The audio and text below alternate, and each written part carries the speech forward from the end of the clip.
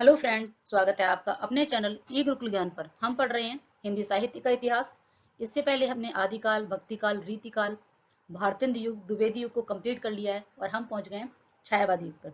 आप हर रोज ऐसे ही हमारे साथ बने रहिए और अपनी तैयारी को दुरुस्त रखिए। अगर आप वीडियो पहली बार देख रहे हैं, चैनल पर नए हैं, तो चैनल को सब्सक्राइब कर लें, जिससे आपको आने वाली हर एक वीडियो आप तक आसानी से मिल सके। अगर आपने इससे पहले की वीडियो नहीं देखी है तो वो भी आप प्लेलिस्ट में जाके चेक कर सकते हैं, उन्हें भी आप पढ़ सकते हैं। और तो चलिए बढ़ते हैं अपने सेशन की तरफ, आज के कक्षा की तरफ। अगर हम देखें अपनी आज की क्लास, इससे पहले हमने छायावादी युग के दो वीडियो कवर कर लिए हैं। दो वीडियो में हमने 104 क्वेश्चन को कवर कर लिया है। आज हम 105 क्वेश्चन से बढ़ेंगे और आने वाली 10 से 15 मिनट में अभी हम लगभग 40-45 क्वेश्चन पढ़ेंगे। पढ़ेंगे नहीं, उन्हें याद करेंगे। दोस्तों, आपने नोट किया होगा कि जब हम तैयारी करते हैं, मैं अपनी खुद की बता रही हूँ, मैं अपनी लाइफ की, जब मैं तैयारी करती थी, मैं उस समय प्राइवेट पढ़ाती थी और उस समय 2013 की बात है। तो उस समय क्या करती थी, जब मैं पढ़ती थी अपना फ्री पीरियड में, तो अक्सर आपने देखा होगा कि जब भी हम अच्छा कोई काम करते हैं तो आपको बहुत सारे लोग आपके आसपास आपको अलग अलग तरीके से कुछ ना कुछ ऐसा बहाना करेंगे जिससे आप डिस्ट्रैक्ट हो जाओ, आपकी पढ़ाई ना हो पाए। भले ही उन्हें ना पढ़ना हो, लेकिन उनको दूसरा पढ़ता हुआ अच्छा नहीं लगता है, बिल्कुल भी अच्छा नहीं लगता। वो आपकी बुक पलटेंगे, किसकी तारीफ चल रही है और क्या कर रहे हो। और वहीं अगर आप गप्पे मार रहे हो खाली टाइम में, अपना कुछ भी कर रहे हो, तो आपसे कोई नहीं बोलेगा इतनी देर से गप्पे क्यों मारे, चलो कुछ पढ़ाई कर लेते हैं। तो इस समाज में हमें लोग आगे बढ़ाने वाले बहुत ही कम मिलते हैं लोग, लेकिन पीछे खींचने वाले हजारों लोग मिल जाएंगे। अच्छे काम करने से लोगों को बड़ी तकलीफ होती है। इसलिए मैं आपको यही सजेशन दूंगी कि आप अपनी पढ़ाई के लिए हमेशा एकांत जगह देखो, जहां आपको लोग डिस्टर्ब ना कर पाए। लोगों से बच के आपको पढ़ाई करनी है। आप रात में पढ़ सकते हो, सुबह उठ के पढ़ सकते हो, आप काम करते करते, लीड लगाते लगाते पढ़ सकते हो। आप कोशिश करो कि हम 4 लोगों के बजाय, हाँ, अगर आपको 4 लोग के साथ बैठना है तो वो आपके जैसे होने चाहिए, जो आपकी तैयारी में आपकी हेल्प करें, वो भी पढ़ने में इंटरेस्टेड हो, उन्हें भी जॉब लेनी हो। ऐसे लोगों का आप ग्रुप बनाइए जो आपकी, आप 4-4 क्वेश्चन याद करके लाओगे, एक साथ आपका 20 क्वेश्चन हो जाएंगे। ऐसे लोगों का ग्रुप रखिए जो पढ़ते नहीं है, जिनको पढ़ाई से मतलब नहीं है, जो आपको पीछे धकेलते हैं। ऐसे लोगों को आपको दूर रखना है, क्योंकि मैंने ये बहुत फेस किया था। फाइनली मैंने अपने आप को अलग कर लिया और आज मैं एक निश्चित सफलता का जो मुकाम है वो मुझे मिल चुका है, मैं अपनी जॉब ले चुकी हूँ। तो मैं चाहती हूँ कि आप भी इसी तरीके से अपने आप को अलग रखिए, सेपरेट रखिए, पढ़ाई करते रहिए और एक निश्चित जो आपका समय है उसमें अपनी तैयारी को 100% कर लीजिए, क्योंकि सफलता लेने के लिए हमें बहुत हार्ड वर्क और स्मार्ट वर्क की आवश्यकता है। अपने माइंड को शांत रखने की आवश्यकता है। तो बढ़ते हैं आज की कक्षा की तरफ, क्वेश्चंस की तरफ। छायावादी युग में हम पहुंच गए हैं भाग 3 पर। आज का भाग 3 है हमारा। क्वेश्चंस इसके बहुत बहुत इंपॉर्टेंट है, जो आपकी परीक्षा में कहीं ना कहीं आए हुए हैं। इसका आप नोट्स बनाते चलिए, 2 से 3 बार वीडियो सुन भी लेंगे तो भी आप इसको याद कर लेंगे, क्योंकि जो ट्रिक से मैंने याद किया था, मैं कोशिश कर रही हूँ कि आपको भी उसी ट्रिक के साथ याद करें, या आप अपनी भी खुद ट्रिक बना सकते हैं। जरूरी नहीं कि जो मैंने याद किया वैसे आप याद करें। कहने का मतलब कि हमें सफलता लेनी है, आपको जैसे भी याद हो याद करना है बस। और इंपॉर्टेंट क्वेश्चन पे मैं बताती जा रही हूँ, स्टार लगाती जा रही हूँ, उनको आपको लिखना है बस। तो सारे ही इंपॉर्टेंट क्वेश्चन है, लगभग मैंने 500 क्वेश्चन लिए हैं। छायावादी युग पूरा का पूरा कंप्लीट कर दिया, इसको आप पढ़ लेंगे तो आपका लगभग 95% छायावादी युग कंप्लीट हो जाएगा। जितने मैक्सिमम क्वेश्चन बन सकते थे वो सारे के सारे ले लिए गए हैं। तो पहला क्वेश्चन है हमारा, भावों की मुक्ति छंदों से भी मुक्ति चाहती है। यह भाषा, भाव और छंद तीनों स्वच्छंद है। किसकी पंक्तियां हैं? यहाँ पर आप देखेंगे, देखो यहाँ 2-3 चीजें आपको ध्यान रखनी है।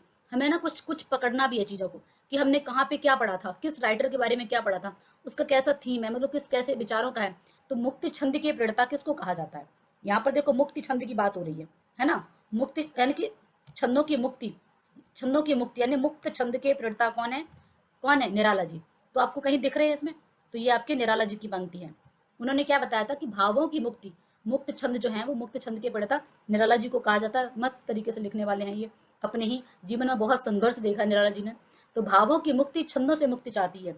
यह भाषा, भाव, छंद तीनों स्वच्छंद, स्वच्छंद मतलब आजाद खुले विचारों वाले हैं। ये पंक्ति किसकी है? निराला जी की। नेक्स्ट क्वेश्चन हमारा, छंद की मुक्ति की बात निराला ने अपने किस काव्य संग्रह में की है? मतलब अभी ये फिर से क्वेश्चन वही बन गया कि ये मुक्त छंद की मुक्ति की बात कर रहे हैं कि छंदों को भी क्या चाहिए? आजादी चाहिए, स्वतंत्रता चाहिए। तो ये बात उन्होंने अपने किस काव्य में कही है, किस काव्य संग्रह में कही है? गीतिका, अनामिका, ठीक है, परिमल या नए पत्ते? आपको बताना है दोनों में से कि आपने, ये निराला जी ने अपनी किस में बात की है? तो ये कही है इन्होंने परिमल में। ठीक है, किसमें कहा है? परिमल में। ठीक है, नेक्स्ट क्वेश्चन है हमारा, कला और बूढ़ा चांद। हम सबको पता है ये रचना सुमित्रानंद की बहुत ही प्रसिद्ध रचना है। तो ये पहला तो क्वेश्चन हमारा यही है, क्योंकि अगर आप ध्यान से पढ़ेंगे तो आपको एक क्वेश्चन से ही बहुत सारे क्वेश्चन बन जाते हैं। अगर आप ओल्ड पेपर उठा के देखेंगे तो आप देखेंगे कुछ क्वेश्चन क्वेश्चन में से हैं, और क्वेश्चन के सारे ऑप्शंस को भी याद करना है, सिर्फ एक आंसर याद नहीं करना है। तो एक क्वेश्चन में अगर 100 प्रश्न आते हैं तो आपको 400 प्रश्न आपको तैयारी अपनी सटीक तरीके से करनी है। ऐसा नहीं कि बहुत सारा पढ़ लिया, क्वालिटी पढ़ना है ना कि क्वांटिटी पढ़ना है। तो यहाँ पर क्या है, कला और बूढ़ा चांद, तो किसकी रचना है, सुमित्रानंद पंत की। ठीक है, अब ये पूछा गया क्या विधा क्या है हिंदी साहित्य को, अगर मोटे तौर पर हम देखें तो एक आपका काव्यखंड है और एक आपका गद्यखंड है। गद्यखंड हमारे आधुनिक युग में प्रारंभ हुआ है, तो काव्यखंड और गद्यखंड इनकी विधाएं हैं। विधाओं का मतलब क्या होता है, जैसे तो हिंदी साहित्य के आप स्टूडेंट हैं तो आपको 100% पता होगा, फिर भी मैं रिपीट कर देती हूँ। कविता, दोहा, छंद, गीत, रोला, सोठा, ठीक है, पद, चौपाई, ये सबका सब हमारा काव्य की विधाएं हैं। कहानी, जीवनी, उपन्यास, चलचित्र, निबंध, ये सभी गद्य की विधाएं हैं। तो कला और बूढ़ा चाम, अगर आपको पता है कि ये काव्य है ना, काव्य है, तो बहुत अच्छी बात। अगर आपको नहीं पता है तो आप याद कर लीजिए कि सुमित्रानंद पंत की रचना है। विधा कौन सी है, काव्य। तो कई बार इतना आसान प्रश्न आ जाता है ना कि हमें इसमें ज्यादा सोचने की आवश्यकता नहीं है। तो ये अगर हमें पता है, पहले से याद कर रखा है कि काव्य रचना है, तो आसानी से प्रश्न आपने कर लिया। कुछ क्वेश्चन बहुत ही आसान होते हैं, कुछ क्वेश्चन बहुत घुमा फिरा के एग्जामिनर पूछता है, कुछ मॉडरेट क्वेश्चन होते हैं। ओवरऑल जो क्वेश्चन पेपर है वो तीनों टाइप के प्रश्न होते हैं, इजी, आसान, मतलब जिसे कहते हैं, फिर मॉडरेट यानी कि मीडियम साइज के क्वेश्चन, जिसमें आपके कुछ कठिन, कुछ और कुछ क्वेश्चन बहुत कठिन होते हैं। तो हमें हर तरीके के क्वेश्चंस को देखना है। अगला क्वेश्चन हमारा, होगी जय हे पुरुषोत्तम नवीन, कहे महाशक्ति राम के वंदन में हुई लीन। यह कविता की किस पंक्ति, मतलब किस कविता से ली गई है। अब देखो, ये है जो निराला जी की रचना है। ठीक है, अब यहाँ पे आपको एक साथ दो क्वेश्चन कर लेने हैं। पहले तो ये पंक्ति पर हमें स्टार लगा लें, जितनी पंक्तियां हैं आप अलग अलग द्विवेदी युग, छायावादी युग, भारतंत्र युग डाल के सारी पंक्तियों को एक जगह रख लीजिए, और उनको आप दिन में 2-4 बार 2-4 देखेंगे, आपको 5 दिन में गारंटी के साथ मैं कहती हूँ 100% वो पंक्तियां आपको याद हो जाएंगी, 100%।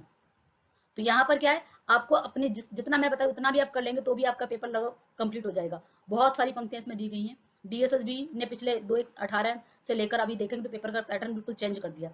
18 से पहले पेपर बहुत आसान प्रश्न है, लेकिन 18 के बाद से आप देखेंगे 18, 19, 20, 21 में जो एग्जाम हुए काफी टफ क्वेश्चन हैं, उसमें बहुत सारी पंक्तियां पूछी गई हैं। तो पंक्तियां हमारे लिए बहुत इंपॉर्टेंट है, और अपकमिंग डीएसएसबी का पेपर आने ही वाला है आपका। ये आई होप जो अप्रैल लास्ट तक फॉर्म आ जाएंगे, मई के फर्स्ट वीक तक आप देखेंगे आपको फॉर्म मिल ही जाएगा, और 2 से 3 महीने में। अभी केवीएस ने 15 से 20 दिन में ले लिया है, तो फॉर्म तो आ ही जाएगा। हम सबको पता है कि वैकेंसी है, आने वाली है, हमारी तैयारी होनी चाहिए। हमारा फोकस तैयारी पे, ना कि फोकस हमारा कि फॉर्म कब आएगा। फॉर्म तो आ ही जाएगा, हमारी तैयारी 100% अपने सिलेबस को पूरा कर लेना है।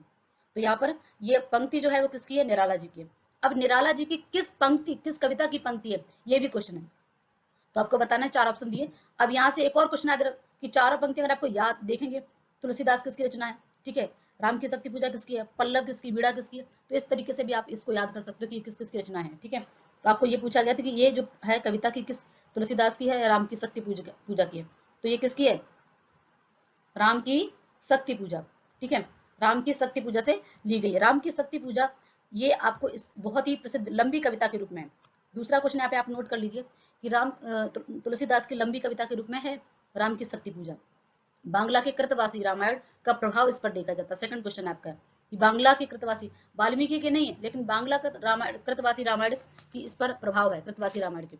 अगला क्वेश्चन है, प्रिय छंद, प्रिय आनंद छंद तुम मेरे, आत्मा के स्वर, किसकी पंक्ति है। प्रिय आनंद छंद तुम मेरे, आत्मा के स्वर, किसकी पंक्ति है, आपको बतानी है। तो ये है सुमित्रानंदन पंत जी की। ठीक है, नेक्स्ट, चंचला स्नान कर आवे चंद्रिका पर्व में जैसी, उस पावन तन की शोभा आलोक मधुर थी ऐसी। चंचला स्नान कर आवे, ठीक है, चंद्रिका पर्व में जैसी। यहाँ पर ये पंक्ति जो है पंक्ति किस रचना से ली गई है, कामायनी से, ठीक है, जूही की कली, आंसू, किससे ली गई है, आपको बताना है। तो ये जो है आपके आंसू से ली गई है, किससे ली गई है, आंसू से। नेक्स्ट है, धिक जीवन जो पाता ही आया यहाँ है विरोध, धिक साधना जिसके लिए सदा ही किया शोध। अब देखिए, अभी मैंने आपको बताया था कि ऐसा कौन सा कवि जिसमें, वैसे तो आप देखेंगे सारे ही इस तरीके की रचनाएं लिखी हैं। छायावादी में बड़ी कंफ्यूजन होती है कि निराला जी की है या जयशंकर प्रसाद की है, पंत की है, महादेव वर्मा। इतनी ज्यादा कंफ्यूजन रचनाएं हैं, पंक्तियां हैं कि एक जैसी हमें देखने में लगती हैं। तो यहाँ पूछा गया है, ठीक है, निराला जी जो थे अपने जीवन में हमेशा ही उन्हें कुछ ना कुछ संघर्ष झेलना पड़ा। माता पिता की मृत्यु के बाद, पत्नी की मृत्यु के बाद, बेटी की मृत्यु के बाद, तो लगातार उनको जीवन में हमेशा इस तरीके से परेशानी, मृत्यु का साक्षात्कार उन्होंने किया है। तो यहाँ पूछा गया है उनके, एक तरीके से कह सकते हैं कि जो पंक्ति है वो किस काव्य रचना से, पहले तो ये बताना है। तो ये किससे ली गई है, राम की शक्ति पूजा। राम की शक्ति पूजा के माध्यम से ऐसा मानते हैं कि निराला जी ने अपनी आत्मकथ्य, कह सकते हैं, इसमें लिख दिया है। ऐसा कई राइटर्स ने बताया भी है कि राम की शक्ति पूजा में जो है वो निराला ने अपना आत्मकथ्य, अपनी पीड़ा को व्यक्त किया है, स्वयं उनकी जो पीड़ा उसके बारे में बताया गया। और यहाँ पर राम की शक्ति पूजा में राम रावण के युद्ध पर फोकस नहीं किया, सीता की मुक्ति की बात कर रहे हैं कि सीता की मुक्ति किस प्रकार हो, इस पर उन्होंने फोकस किया। इसी प्रकार से उन्होंने अपने जीवन में जो उनकी कष्ट था, दुख था, एक तरीके से आत्म पीड़ा, उसको लिखा है। नेक्स्ट है पाखंड प्रतिषेध, किसकी स्फुट कविताओं का संग्रह है? पाखंड प्रतिषेध, ये है आपके आचार्य रामचंद्र शुक्ल। नेक्स्ट है खलेगा प्रकाशवाद जिनको हमारा यह, कहेंगे कुवाद वे लोग, कहेंगे कुवाद वे जो लेंगे सह सारे हम। ठीक है, ये पंक्ति किसकी है? रामकुमार वर्मा, आचार्य रामचंद्र शुक्ल, रामविलास शर्मा या फिर प्रसाद जी। आपको बताना है ये पंक्ति किसकी है। ये पंक्ति भी आपके आचार्य रामचंद्र शुक्ल जी की है। नेक्स्ट देखेंगे, यहाँ पर कुछ काव्य रचनाएं दी गई हैं और रचयिताओं के नाम आपको बताना है। ठीक है, तो युगपथ, युगपथ किसकी रचना है? युगपथ आपको बतानी है, ये है आपके सुमित्रानंदन पंत जी की। युगपथ, युगों पहले सुमित्रा के नंदन, सुमित्रा के नंदन यानी कि सुमित्रानंदन पंत, किसकी बात कर रहे हैं? लक्ष्मण जी की। ठीक है, तो सुमित्रानंदन पंत, यहाँ पर ट्रिक बता रही हूँ, ये कोई सत्य नहीं है। युग, युगों पहले पथ पर चल के दिखाया था भगवान राम और लक्ष्मण ने, सुमित्रा के नंदन भी थे उसमें, यानी कि लक्ष्मण जी भी थे। तो युगपथ किसकी रचना? सुमित्रा, क्योंकि ये बहुत सिमिलर रचना आपको ऐसी मिल जाएंगी, बहुत ज्यादा एक जैसी रचना, कई बार तो एक ही नाम की है, बड़ा कंफ्यूजन होता है कि कैसे याद रखें। ब्रह्मवाहन किसकी रचना है? ये है आपके जयशंकर प्रसाद की। प्रवान कानन कुसुम, ठीक है, करुणालय, ये सब की सब किसकी है? जयशंकर प्रसाद की। चित्रलेखा, ठीक है, चित्रलेखा, यहाँ पर भी एक जैसी चित्रलेखा, ठीक है, यहाँ एक जैसी रचना आपको बहुत सारी मिल जाएंगी। हमें क्या है, बार बार अभ्यास करना है, जिससे हमारा कंफ्यूजन जो है दूर हो सके और हम गलतियां पेपर में ना करें, पहले ही गलतियां कर लें जितनी, इसलिए बार बार में क्या चाहिए? अभ्यास चाहिए। तो चित्रलेखा जो रचना है वो आपको बताने किसकी है? राम कुमार वर्मा जी की। ठीक है, नेक्स्ट क्वेश्चन है हमारा, यामा, यामा पर किसको मिला है ज्ञानपीठ पुरस्कार? बताइए, ज्ञानपीठ पुरस्कार किसको मिला है? महादेवी वर्मा जी को। तो यामा रचना जो है किसकी है? महादेव वर्मा जी की। यामा, रश्मि, नीरजा, निहार, ठीक है, ये सभी रचनाएं किसकी? महादेव वर्मा जी। छोकोत्सवास अभी बताया था मैंने, ब्रह्मवाहन, कानन कुसुम, करुणालय, छोकोत्सवास, ठीक है, ये रचना है आपके जयशंकर प्रसाद की। उत्तरा, आपको बताना है उत्तरा किसकी रचना है?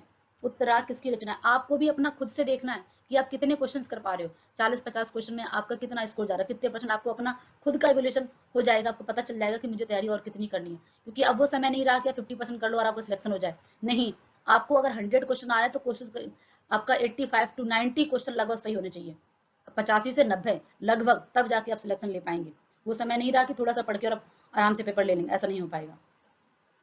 उत्तरा आपको बताना है किसकी है? सुमित्रानंदन पंत जी की। नेक्स्ट है दीपशिखा, दीपशिखा, यामा, ठीक है, इसके बाद है रश्मि, नीरजा, ये किसकी रचना है? महादेवी वर्मा जी की, बहुत ही प्रसिद्ध रचनाएं हैं। रूप राशि, रूप राशि आपको बताना है किसकी रचना है? रूप राशि आपको रचना बतानी है किसकी है? भगवान राम का रूप, भगवान राम का रूप कैसा है? बहुत ही ज्यादा, ठीक है, अद्भुत है, बहुत ही सुंदर रूप है। तो रूप राशि रचना किसकी है? राम कुमार वर्मा जी की है। नेक्स्ट है विसर्जन, विसर्जन, जब भी हम कुछ अपना देखा होगा हिंदू समाज में, आप देखते कि हम घरों में नवरात्रि वगैरह पूजा पाठ करते हैं तो कुछ होता है ना, तो वो कहाँ लेके नदी में जाके उसका क्या करते हैं? विसर्जन करते हैं। गणेश चतुर्दशी पे गणेश जी को लेकर आते हैं, फिर उनका विसर्जन करने जाते हैं। तो उदय शंकर भट्ट, कैसे याद रखेंगे? भगवान शंकर की जटाओं से गंगा का क्या हुआ? उदय हुआ। उसी गंगा मैया में हम क्या करने जाते हैं? विसर्जन करने जाते हैं। ठीक है, भगवान शिव की यानी शंकर की जटाओं से किसका उदय हुआ? ऐसा मानते हैं गंगा मैया का, और वही गंगा मैया में हम क्या करने जाते हैं? विसर्जन करने जाते हैं। तो विसर्जन रचना किसकी होगी? उदय शंकर भट्ट की। नेक्स्ट है हमारा निर्माल्य, ये देखो बहुत ही कंफ्यूजन रचना है, आपको अलग अलग राइटर मिल जाएंगे इसमें, कहीं एक जगह जोशी जी की रचना है, आरसी जी की, पिछली क्लास मैंने आपको आरसी जी की बताई थी, लेकिन ये जो मैंने देखा है अभी 2-3 बुक्स और कलेक्ट करके मैंने जब देखा तो ज्यादातर आप जो सही माना गया है वो मोहनलाल महतो, वियोगी हरि, ठीक है, इनकी है, मोहनलाल महतो, तो आपको मोहनलाल महतो में लगाना है। नेक्स्ट है गुंजन, गुंजन रचना किसकी है? गुंजन रचना आपको बतानी है किसकी है? सुमित्रानंदन पंत की, पंत, ठीक है, सुमित्रानंदन पंत की है गुंजन। रश्मि, रश्मि, नीरजा, निहार, ठीक है, यामा, दीपशिखा किसकी रचना है? महादेवी वर्मा की, ठीक है, रश्मि किसकी रचना है? महादेवी वर्मा जी की है। ठीक है, नेक्स्ट आपको बताना है लोक आयतन, लोक आयतन, ठीक है, लोक आयतन किसकी रचना है? ये भी आपके किसकी है? सुमित्रानंदन पंत की, लोक आयतन। नेक्स्ट है अतिमा, इसको देखना, एक्स्ट्रा बना लीजिए, ठीक है, इसमें एक जैसी रचना है तो आपको ध्यान रखना, लोक आयतन पूछा गया है तो ये आपके सुमित्रानंदन पंत की है, लेकिन यहाँ पर सेम देखिए अतिमा अड़िमा, अतिमा अड़िमा, बस थोड़ा सा डिफरेंस है। तो ये जो है रचना वो निराला जी की है। अड़िमा, नए पत्ते, कुकुरमुत्ता, ये सब रचनाएं किसकी हैं? निराला जी की है। ठीक है। और ये अमित अतिमा जो है वो सुमित्रानंद पंत जी की रचना है। तो याद रखना है, बहुत ही मोस्ट मोस्ट इंपॉर्टेंट रचना है। जितने भी सीरीज में अगर आप याद कर लेते हो आपकी बहुत अच्छी तैयारी हो जाएगी। मधुस्रोत, मधुस्रोत आपको बताना है ये किसकी है? आचार्य रामचंद्र शुक्ल जी की। अगला है लहर, लहर, ठीक है, ये तो हम सबको पता है। झरना आंसू लहर कमायनी, आप एक साथ मेरे साथ बोलिए। अगर आप मेरी वीडियो में सुन भी लेंगे ना 2 से 3 बार तो भी आपको याद हो जाएगी। झरना आंसू लहर कमायनी, झरना आंसू लहर कमायनी, एक साथ बोलिए, आपको याद रहेगी तीनों चार रचना। जयशंकर प्रसाद जी। अगला है युगवाड़ी, युगवाड़ी, ये किसकी है? आपको बताना है सुमित्रानंद पंत जी की है। ठीक है, किसकी है? सुमित्रानंद पंत जी की। नेक्स्ट निहार, अभी बताइए, अभी मैंने रिपीट कराया था आपको। निहार, रश्मि, नीरजा, यामा, दीपशिखा, किसकी रचना है ये? रिपीट करिए मेरे साथ। निहार, रश्मि, दीपशिखा, यामा, ये किसकी रचना है? माधवी वर्मा जी की। नेक्स्ट है पल्लव, पल्लव किसकी रचना है? आपको बताना है पल्लव किसकी रचना है? पंत की, भवश्री वर्मा, या फिर बच्चन जी या राम कुमार वर्मा, किसकी रचना है? तो ये आपके सुमित्रानंद पंत की बहुत सी रचना है। तो अगर एक बार आप इनको लिख के एक जगह पढ़ेंगे तो आपको याद हो जाएगी। नेक्स्ट है हो जाने दो गर्क नशे में, मत पड़ने दो फर्क नशे में, ध्यान ज्ञान ध्यान पूजा पोथी के पट जाने दो वर्क नशे में। ठीक है, हो जाने दो गर्क नशे में, ये बताना है आपको किसकी है? हरिवंश राय बच्चन की, बालकृष्ण शर्मा नवीन, या फिर नरेंद्र शर्मा, या सुमित्रानंद पंत जी। आपको बताना है कि ये रचना किसकी है? ये है आपके बालकृष्ण शर्मा नवीन जी की। नेक्स्ट है हम दीवानों की क्या हस्ती है, आज यहाँ कल वहां चले, मस्ती का आलम साथ लिए हम धूल उड़ाते जहां चले। आपको याद आया? ये सीबीएसई बोर्ड में बसंत भाग 3 8th क्लास में कविता दी है, हम दीवानों की क्या हस्ती है, आज यहाँ कल वहां चले, मस्ती का आलम साथ लिए हम धूल उड़ाते जहां चले। भगवती चढ़ वर्मा जी की रचना है। ठीक है, नेक्स्ट है निम्न में से कौन प्रेम और मस्ती का काव्य की काव्य धारा, ध्यान से देखिए, इसमें मैं आपको 3 से 4 क्वेश्चन बता रही हूँ कि कवि नहीं है, कवि नहीं है। अब सबसे पहले तो आपको बताना है कि प्रेम और मस्ती के काव्य, ठीक है, काव्य किन कवियों को कहा जाता है। आप देखेंगे कि प्रगतिवादी, ठीक है, छायावादी के साथ साथ एक और धारा चल रही थी, राष्ट्रीय सांस्कृतिक धारा। ठीक है, इसी बात प्रगतिवादी, वहां पे भी आपको देखेंगे साथ में कौन? हालावादी युग चल रहा था। हालावादी कवि, हालावादी में जो प्रमुख कवि हैं, हालावाद के प्रवर्तक कौन है? हरिवंश राय बच्चन। कौन है? हरिवंश राय बच्चन। अब हरिवंश राय बच्चन के साथ और भी कवि थे, बच्चन थे, रामेश्वर शुक्ल, अंचल है, नरेंद्र शर्मा, इन्हें ननकवादी कवि भी कहा जाता है, नकेनवाद के कवि, नकेनवाद के कवि भी यही है। ठीक है, हालावाद के प्रवर्तक भी बच्चन जी हैं, इनके साथ में हरिवंश राय बच्चन, रामेश्वर शुक्ल, अंचल, नरेंद्र शर्मा, तो इनको नकेनवादी कवि कहा जाता है, हालावाद के कवि कहे जाते हैं। प्रेम और कविता, प्रेम और मस्ती का काव्य हालावाद के कवियों को कहा जाता है, इनकी जो रचना है इनको कहा जाता है। अब यहाँ क्या पूछ दिया गया है कि नहीं है, नहीं है। ठीक है, तो नहीं का मतलब जब तीनों ही है नकेनवाद में तो कौन बचा? जयशंकर प्रसाद जी। ठीक है, ये नहीं है इस धारा में। तो आपको याद हो गया प्रेम और मस्ती की काव्य धारा कि किन कवियों को कहा जाता है? हालावाद के। ठीक है, हालावादी कवियों को, या फिर बच्चन जी के लिए भी कह सकते हो क्योंकि भाई हालावाद जो है हालावाद के प्रवर्तक है। नकेनवादी कवि में तीनों ही कवि आते हैं। ठीक है, नेक्स्ट है प्रथम गीत नाट्य कौन सा माना जाता है? प्रथम गीत नाट्य, ये तो करुड़ालय है। कौन सा है? करुड़ालय। और करुड़ालय रचना किसकी है आपको बताना, जरा अभी मैं रिपीट करा चुकी हूँ, तो आपको कमेंट सेक्शन लिख के बताना है कि करुड़ालय रचना किसकी है। नेक्स्ट है छायावाद की प्रथम कृति कौन सी मानी जाती है? छायावादी। ठीक है, छायावाद से बहुत सारे क्वेश्चन बनते हैं, तो छायावाद की जो पहली रचना जो है कृति कौन सी मानी जाती है?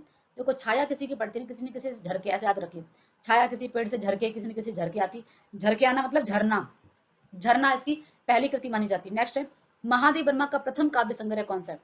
चारों ही स्तंभ जो लेखक है इसमें, प्रसाद पंत, निराला वर्मा, इन चारों कवियों के, चारों लेखकों की रचना हमें बहुत अच्छे से याद करनी है और कुछ रचनाएं हमें डीपली पढ़नी है, और बस कुछ रचनाएं राइटर्स की हमें पता होनी चाहिए कि इस राइटर की है। प्रसाद पंत, निराला वर्मा, चारों याद रखने छायावादी में बहुत अच्छे ढंग से। तो वर्मा जी की नहीं, महादेव वर्मा का प्रथम काव्य संग्रह कौन सा है? अभी हम याद कर रहे थे निहार, रश्मि, नीरजा, संध्या गीत, यामा, दीपशिखा, ये रचना किसकी? महादेव वर्मा की। अब पूछा गया है कि इनकी पहली रचना कौन सी है इसमें? यामा पर इनको क्या मिला है? ज्ञानपीठ पुरस्कार। और पहली रचना कौन सी है इनकी? निहार। कौन सी है? निहार। नेक्स्ट है रामचंद्र के अनुसार छायावाद के प्रथम पतनित कवि कौन माने थे? भैया आचार्य रामचंद्र शुक्ल ने किसी युग पर, किसी धारा पर ना बोला हुआ, ऐसा तो हो ही नहीं सकता। तो छायावाद में इन्होंने प्रथम कवि किसको माना है? छायावाद में प्रथम कवि किसे माना है? इन्होंने सुमित्रानंदन पंत को माना है। ठीक है, सुमित्रानंदन पंत को इन्होंने प्रथम कवि माना है। नेक्स्ट है, गीत काव्य शब्द का सर्वप्रथम प्रयोग किसने किया? गीत काव्य शब्द का ये किया है लोचन प्रसाद पांडे जी ने। किसने किया है? लोचन प्रसाद पांडे ने। कामायनी को नए युग का प्रतिनिधित्व काव्य किसने माना? कि कामायनी यानी कि जयशंकर प्रसाद की जो महाकाव्य है कामायनी, ठीक है, इसमें कितने सर्ग हैं? 15 सर्ग हैं। सर्गों के नाम पिछली क्लास में बताया था आपको कि पहले सर्ग को क्या कहा गया? चिंता कहा गया। अंतिम सर्ग को क्या कहा गया? सबसे बड़ा कौन सा? कामायनी पर पूरा एक वीडियो लेके आने वाली हूँ। और बहुत जल्दी ही जो मैंने नोट्स अपना बनाया था पूरी हिंदी साहित्य का, जिसमें गद्य की विधाएं, पाश्चात्य युग, काव्य शास्त्र, सब कुछ मैंने कंप्लीट बनाया हुआ नोट्स है, मैं आपके साथ बहुत जल्दी शेयर करने वाली हूँ। तो बने रहिए वीडियो में। अगर आप चैनल को सब्सक्राइब नहीं किया तो उसे भी कर दें, लाइक कर दें और अपने दोस्तों को भी शेयर कर दें, जिससे उनकी भी हेल्प हो सके। तो कामायनी को बताया गया यहाँ पर, कामायनी को नए युग का प्रतिनिधित्व काव्य किसे माना गया? कामायनी को नए युग का प्रतिनिधित्व किसे माना? नंदलाल वाजपेयी को किसने माना है? हजारी प्रसाद द्विवेदी ने, आचार्य रामचंद्र शुक्ल ने, या फिर राम कुमार वर्मा ने? आपको बताना है। तो ये है आंसर आपका इसमें, नंद दुलारे वाजपेयी। ठीक है, किसने बोला है? नंद दुलारे वाजपेयी जी ने। नेक्स्ट है हमारा, प्रसाद की अंतिम कहानी कौन सी है? प्रसाद मतलब जयशंकर प्रसाद की। प्रसाद यानी कि इनको पढ़ा था हमने बचपन में, इनको क्या कहा जाता था? झारखंडी। ठीक है, प्रसाद का एक और नाम है झारखंडी, जयशंकर प्रसाद को बोला जाता है। तो सालवती, ग्राम प्रतिध्वनि, आकाशदीप, इनकी अंतिम कहानी कौन सी है? आपको बताना है अंतिम कहानी कौन सी है? सालवती। कौन सी है? सालवती। नेक्स्ट है, प्रेमचंद का अधूरा उपन्यास कौन सा है? ये तो हम सबको पता है। इनका उपन्यास जो है सबसे ज्यादा प्रसिद्ध कौन सा? गोदान है। ठीक है, और मंगलसूत्र इनका अधूरा उपन्यास है, जो इनके पुत्र अमृत राय ने पूरा किया। जैसे निम्नलिखित में से कौन सा प्रमुख गांधीवादी कवि है? गांधीवादी दर्शन से प्रभावित, अरविंदो दर्शन से प्रभावित, ये क्वेश्चन भी आते हैं, मोस्ट इंपोर्टेंट है। आपको बताना है जयशंकर प्रसाद, सुमित्रानंद पंत, सियाराम शरणगुप्त या फिर महादेव वर्मा। आपको बताना है कि ये अरविंदो दर्शन से कौन सा कवि है। ठीक है, निम्न में से कौन जो कवि है अरविंद दर्शन से? तो सियाराम शरणगुप्त। ठीक है, मिलते हैं अगले वीडियो में। Thank you.